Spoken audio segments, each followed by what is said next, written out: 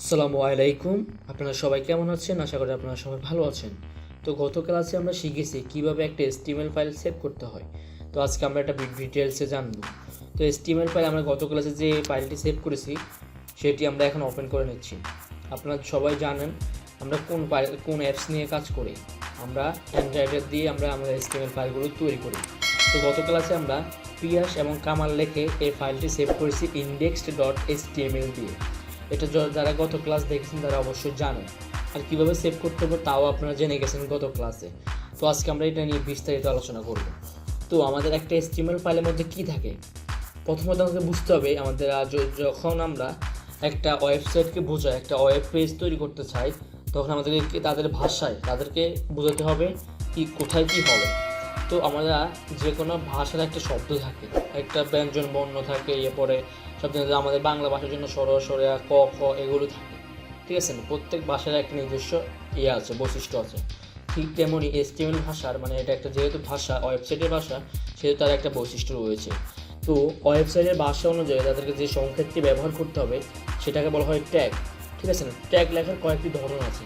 কয়েকটি ধরন বলতে একটা ট্যাগের দুটি বৈশিষ্ট্য থাকে, একটা হলো ক্লোজিং ট্যাগ, একটা হলো স্টার্টিং ট্যাগ, ঠিক আছে। স্টার্টিং ট্যাগ লেখার জন্য আমাদের প্রথমত দিতে হবে এই চিহ্নটি ব্যবহার করতে হবে, তারপরে তার মধ্যে আমাদের পেলোডি দিতে হবে, তারপরে এটা শেষ করতে হবে। তারপর ক্লোজিং ট্যাগ করার জন্য সামান্য শুধুমাত্র আমাদের কী করতে হবে, বি ট্যাগের আগে একটা স্ল্যাশ দিতে হবে, তাহলে এটা ক্লোজিং ট্যাগ হয়ে গেল। তার মধ্যে আমরা কী লিখতে পারবো, আমাদের কাঙ্ক্ষিত লেখাগুলো আমরা লিখতে পারবো, ঠিক আছে।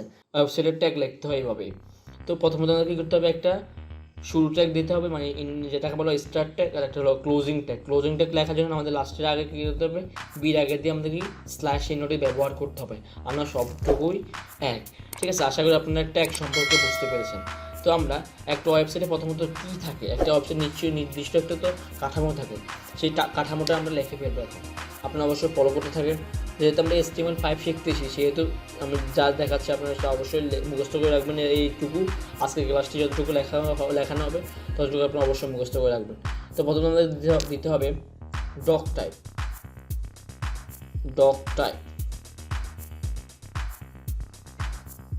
টাইপ স্পেস HTML দিতে হবে। এটা প্রথমত দিতে হবে, যেহেতু আমরা ভার্সন HTML5 শিখতেছি, সেহেতু প্রথমত doctype.html ব্যবহার করতে হবে। তারপরে দিতে হবে HTML, তারপরে HTML চিহ্নটি শেষ করতে হবে। তারপর দিতে হবে এখানে হেড, আগা চিহ্নটি, তারপরে হেড। তারপর দিতে হবে টাইটেল দিতে হবে। তারপরে টাইটেলের জায়গায় নির্দিষ্ট যে কোনো একটা লেখা লিখতে পারি। ধরেন আমরা লিখতে পারি ওয়েব পেজ লিখতে পারি, এটা আমরা আরও বিস্তারিত আলোচনা করবো। তারপর টাইটেল ক্লোজ করবো। তো টাইটেল ক্লোজ করার জন্য আমরা কী করতে হবে, টাইটেল এইভাবে ক্লোজ করতে হবে, দেন এন্ড। তারপরে আমাদের কী করতে হবে, হেড দিয়েছে এটাকে ক্লোজ করতে হবে। আমরা এটা ক্লোজ করলাম। তারপর আবার বডি, বডি চলে আসছে। তারপর এখানে কত স্পেস দিয়ে বডিটা আমরা ক্লোজ করব। তারপর আমরা HTMLটা ক্লোজ করব।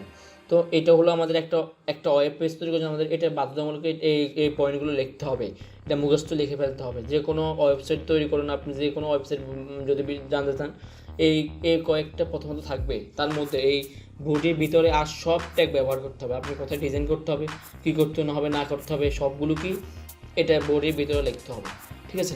এই বডির ভিতরে আর সবগুলো ট্যাগ ব্যবহার করলেই তো কাজ করবে। যখন আমরা এই ট্যাগ লিখে এটা যদি আমরা সেভ করলাম, সেভ করে যদি আমরা আমাদের কাঙ্ক্ষিত ফাইলটি ওপেন করি, কাঙ্ক্ষিত ফাইল ওপেন করার জন্য দুইটা নিয়ম দেখেছি। একটা হলো আমাদের ফাইলে গিয়ে ওপেন করার নিয়ম, আরেকটা হলো এই তীর চিহ্নটি ব্যবহার করলে আমাদের কাঙ্ক্ষিত ফাইলটি ওপেন হবে। তাহলে আমরা আপাতত এই তীর চিহ্নের উপর ক্লিক করলাম। দেখতে পাচ্ছি আমাদের পেজের মধ্যে কোনো লেখা নেই, কিন্তু একটা নির্দিষ্ট একটা ক্রাইটেরিয়া আছে, নির্দিষ্টটা এটা লিখতেই হবে। এই ক্রাইটেরিয়া আমাদেরকে ফুলফিল করতে হবে, না হলে আমাদের ইয়েটি হবে না। আমরা কিন্তু ডাইরেক্ট লিখতে পারতাম, কিন্তু এটা হলে আমাদের মূল কাঙ্ক্ষিত HTMLটি লেখা হতো না, ভুল হতো। সেই জন্য আমাদের কিন্তু আমরা এখানে লিখতে পারি। আমি আপাতত বি ট্যাগ দিয়ে একটা লেখা লিখলাম, হ্যালো বাংলাদেশ, ঠিক আছে। তারপর আমরা বি ট্যাগটা ক্লোজ করার পর আমরা এখান থেকে ডাইরেক্ট সেভ করবো। সেভ করার পর আমাদের এখানে তীর চিহ্নতে ক্লিক করে আমরা আউটপুটে দেখতে পাচ্ছি হ্যালো বাংলাদেশ চলে আসছে। কিন্তু যখন এই হ্যালো বাংলাদেশ আমরা লিখি না তখন কিন্তু কিছু আসে না, কিন্তু তবু অনেকগুলো লেখা ছিল, তবু কিন্তু কিছু আর আসে না। কিন্তু আগে আমাদের থেকে ডক্টাইপ HTML, head, title, head close করতে হবে, বোর্ডে দিতে হবে, বোর্ডে ক্লোজ করতে হবে, তারপরে HTML দিই, তারপর আমাদের কী করতে হবে, লেখাটি এভাবে আগিয়ে নিতে হবে। তারপর আমরা এটা প্রত্যেকটা ওয়েবসাইটে লাগবে, এটা মুখস্থভাবে আপনারা করে নেবেন, যাতে আমরা যে কোনো আমরা কী করতে পারি, কাজ করতে পারবো, ঠিক আছে। তো এটা আপনারা মুখস্থ করে নেবেন। তো আমি দেখছি একটা ওয়েবসাইট আমাদের, আমরা ক্রোম ব্রাউজার দিয়ে ওপেন করে দেখি আমাদের এটা কীভাবে ওপেন হয়েছে। তাহলে আমরা এখানে ক্লিক করলাম, আমাদের ফাইলে গেলাম আর কি, আপনার ফাইলে চলে যাবেন। তারপরে আপনাদের যেটা বলা হয় ইন্টারনাল স্টোরে গেলাম, আর মেমোরি কার্ড মেমোরি কার্ডের না, আমাদের যে মোবাইলে যে স্টোরটা দেওয়া আছে ওখানে গেলাম। দেন আমি স্ক্রল করে আমাদের নিচে যাচ্ছি। আমাদের মনে হচ্ছে না গত ক্লাসে আমরা এই index.html লিখলাম, ওটার মধ্যে কিন্তু আমরা এই জিনিসটা সেভ করলাম, ঠিক আছে। দেন আমরা এটা ওপেন করবো, এটার উপর ক্লিক করলাম। আমরা কিসের মাধ্যমে ওপেন করতে এসেছি, আমরা ক্রোম ব্রাউজারে, আপনার সাথে যে কোনো একটাতে ওপেন করতে পারবেন। আমরা ক্রোম ব্রাউজারে ওপেন করছি, দুবার ক্লিক করলাম। দেখতে পাচ্ছেন আমাদের এখানে ক্রোম ব্রাউজারটির মাধ্যমে আমাদের ওই কাঙ্ক্ষিত ফাইলের যে কন্টেন্টগুলো ছিল সেটা এখন ওপেন হলো, ঠিক আছে। দেখতে পাচ্ছেন আমরা এখানে হ্যালো বাংলাদেশ লিখেছি, এটা এখন হ্যালো বাংলাদেশ চলে আসছে এখানে। তো আমরা এইভাবেই আমাদের আউটপুটটি দেখবো না, আমরা আউটপুটটি দেখবো আমাদের কিসের মাধ্যমে, ওই যে এডিটরটি আমরা ব্যবহার করছি ওটার মাধ্যমে আমরা আউটপুটটি দেখবো, তাতে আমাদের সময় অনেক কম লাগবে। তো আশা করি আপনারা বুঝতে পেরেছেন, ঠিক আছে। তো যারা গত ক্লাসটি দেখেন না কীভাবে HTML ফাইলটি ওপেন করতে হবে, সেভ করতে হবে, তারা অবশ্যই গত ক্লাসটি দেখে নেবেন, তাহলে আপনারা কিছুই বুঝতে পারবেন না, ঠিক আছে। তো আমরা পরবর্তী ক্লাস থেকে আমরা ট্যাগ সম্পর্কে আলোচনা করব, যে কোন ট্যাগের কী ট্যাগ, যেমন আমরা দেখাচ্ছি এখন বি ট্যাগের কী কাজ, সেটা আমরা পরে ক্লাস থেকে আলোচনা করবো।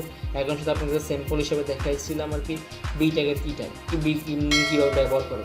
তো আপনাদের এই কয়েকটা 12টা জিনিস আপনারা অবশ্যই মুখস্থ করে রাখবেন, কারণ প্রতিটা পেজ তৈরি করতে আমাদের এইগুলো লাগবে, মাস্ট এগুলো লাগবে। শুধু বোর্ডের মধ্যে আমাদের ওই কাঙ্ক্ষিত লেখাটি লেখা হবে এবং আউটপুটে দেখানো হবে।